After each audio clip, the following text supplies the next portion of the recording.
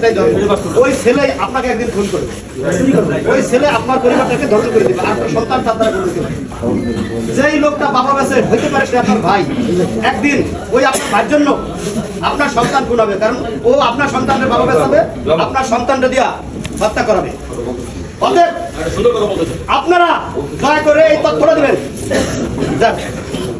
আর সার্বিক মিলে হলো এই তথ্যটা না দিলে ভবিষ্যতে আমার মনে হয় আমাদের দেশের ইয়ং জেনারেশন যারা আছে অর্ধেক পাগল হয়ে যাবে।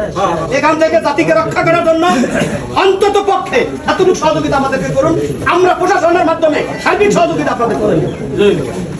আমি বলছি, জানি না কে বলছে, সব প্রত্যেক কমিটি বলছি, হাটের ইজারাদার, হাটের মালিক পক্ষ আমাদের মাথার উপর, তাদেরকে বানা রেখে আমরা কিচ্ছু করতে পারবো না, করতে চাইও না। কিন্তু আমরা যখন ব্যবসায়ী, কোনো ব্যবসায়ী যদি অন্যায় করে, সেই ব্যবসায়ের অন্যায়টা প্রথম আমরা দেখতে চাই।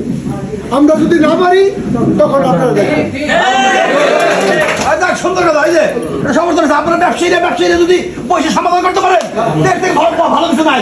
যদি আপনার কথা না শুনে, আপনাদের ব্যবসায়ী কথা না শুনে, তখন আমাদের ডাকবেন, আপনাদের নিয়ে আমরা তার প্রতিহত